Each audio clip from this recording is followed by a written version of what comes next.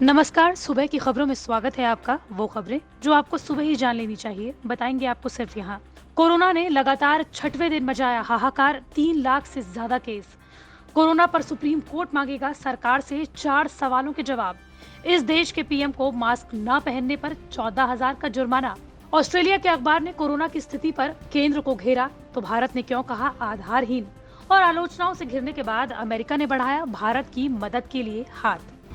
भारत इस वक्त corona virus की भयानक लहर का सामना कर रहा है। हर बदलते दिन के साथ देश में कोरोना के नए मामलों का रिकॉर्ड टूटता जा रहा है। बीते 24 घंटों में भी भारत में रिकॉर्ड तोड़ कोरोना के केसेस सामने आए।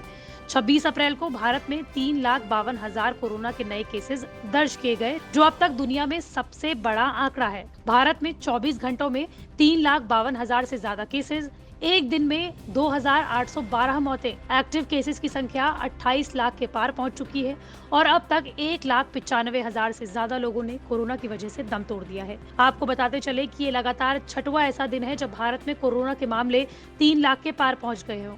यानी पिछले 6 दिनों में ही 18 लाख नए कोरोना के केस सामने आए हैं। सुप्रीम कोर्ट आज कोरोना के नेशनल प्लान को लेकर सुनवाई करेगा। कोरोना के बढ़ते ग्राफ और मरीजों को होने वाली परेशानियों को देखते हुए सुप्रीम कोर्ट ने स्वतः संज्ञान लिया और केंद्र को नोटिस जारी कर कोरोना से निपटने के लिए नेशनल प्लान मांगा था। इसी मसले पर justice DY Chandrachud, justice L Nageswara Rao और जस्टिस एस रविंद्र भट्ट की बेंच सुनवाई करेगी। कोर्ट ने इस मामले में वरिष्ठ वकील हरीश साल्वे को एमिकस क्यूरी नियुक्त किया था। हालांकि हरीश साल्वे ने खुद को केस से अलग करने की अनुमति मांगी थी, जिसके बाद कोर्ट ने उन्हें केस से हटने की अनुमति दे दी थी। आपको बता दें कि ऑक्सीजन की सप्लाई राजधानी दिल्ली समेत देश के कई राज्यों में ऑक्सीजन की कमी से मरीजों की जान जा रही है। इस पर सुप्रीम कोर्ट ने सरकार से जवाब मांगा था। दवाइयों की सप्लाई पर, यानी कि कोरोना के इलाज में काम आने वाली जरूरी दवाइयों की कमी भी हर राज्य में लगभग बनी हुई है। इस पर भी सुप्रीम कोर्ट ने सवालों का जवाब मांगा था केंद्र सरकार से।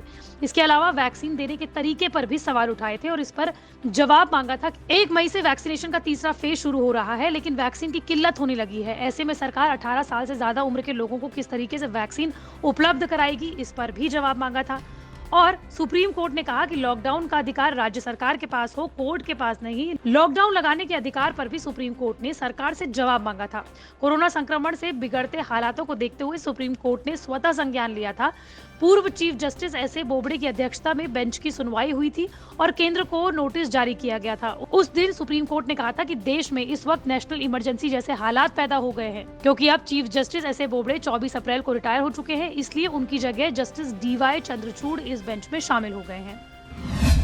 थाईलैंड के प्रधानमंत्री जनरल प्रयूत चान ओचा पर 26 अप्रैल को मास्क नहीं पहनने पर 6,000 बेहद का जुर्माना लगाया गया। भारतीय करेंसी के हिसाब से ये रकम कुछ 14,270 रुपए होती है। भारत की तरह थाईलैंड भी कोरोना वायरस से बुरी तरह जूझ रहा है। पिछले 24 घंटों में 2,048 नए मामले वहां पर रिकॉर्ड किए गए और 8 लोगों की मौत हुई। थाईलैंड के अखबार बैंकॉक पोस्ट की रिपोर्ट के मुताबिक प्रधानमंत्री जनरल प्रयूत ने वैक्सीन को लेकर मीटिंग बुलाई थी और इसी मीटिंग में वो बगैर मास्क पहुंचे थे।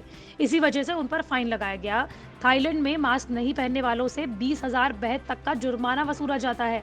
बैंकॉक के गवर्नर अस्विन क्वामुओंग ने फेसबुक पर बताया कि मास्क नहीं पहनने पर उन्होंने प्रधानमंत्री के खिलाफ पुलिस में शिकायत दर्ज कराई थी, जिसके बाद पुलिस हरकत में आई और प्रधानमंत्री से 6,000 बेहद का जुर्माना वसूला गया।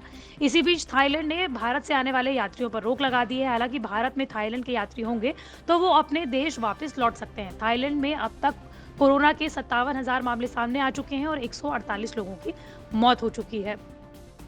ऑस्ट्रेलिया में मौजूद भारतीय उच्चायोग ने ऑस्ट्रेलिया के एक डेली अखबार में छपी रिपोर्ट को आधारहीन, दुर्भावनापूर्ण और निंदनीय करार दिया है। दरअसल इस रिपोर्ट में भारत में लगातार बढ़ते कोरोना वायरस मामलों को लेकर मोदी सरकार की आलोचनाएं की गई थी। रिपोर्ट में कई आयोजनों का जिक्र किया गया था और कहा था कि चुनावी रैलियों में हजारों की भीड़ को अनुमति, कुंभ मेले की इजाजत, एक्सपर्ट्स की सलाह को अनदेखा करना, जिन्होंने नए स्ट्रेन को लेकर चेताया था, भारत में कोरोना के बढ़ते मामलों का कारण है। ऑस्ट्रेलिया के अखबार के रिपोर्ट में भारत में ऑक्सीजन और टीकाकरण की कमी को लेकर भी सरकार की आलोचनाएं की गई थी। आर्टिकल में अहंकारी राष्ट्रवादी राजनीति, धीमी गति में टीकाकरण, लचर स्वास्थ्य व्यवस्था और कंटेनमेंट के बजाय अर्थव्यवस्था को बढ़ावा देने जैसी बातों का जिक्र किया है। भारतीय दूतावास ने द ऑस्ट्रेलियन के editor in chief Christopher door को पत्र लिखकर उन पर आरोप लगाते हुए कहा कि आर्टिकल महामारी में लड़ने के लिए भारत सरकार द्वारा उठाए गए सार्वभौमिक रूप से प्रशंसित दृष्टिकोण को कम करने के एकमात्र उद्देश्य के साथ लिखा गया है।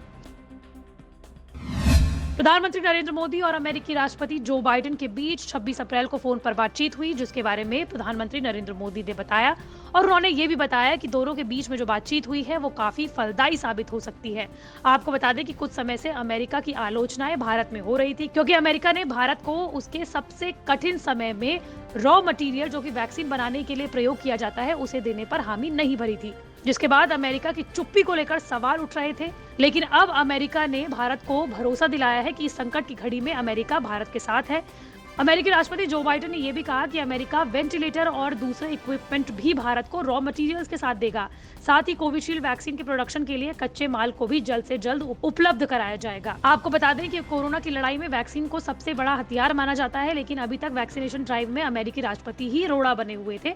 उन्होंने वैक्सीन के कच्चे माल के निर्यात पर रोक लगाई हुई थी, जिसकी वजह से भारत में कोविशील्ड वैक्सीन का प्रोडक्शन ज्यादा मात्रा में नहीं हो पा रहा था। लेकिन 25 अप्रैल को एनएसए अजीत डोभाल ने अमेरिकी एनएसए जेक सुलिवन से बातचीत की, जिसके बाद अमेरिका ने वैक्सीन के कच्चे माल के निर्यात पर लगी रोक को हटाने का फैसला किया। इतना ही नहीं, अमेरिका की तरफ से मदद की पहली किश्त 26 अप्रैल को दिल्ली भी पहुंच गई। अमेरिका ने भारत की मदद के लिए 319 कॉन्सेंट्रेटर भेजे थे। इसके अलावा वेंटिलेटर, रैपिड टेस्ट किट भी भेजी जा रही है।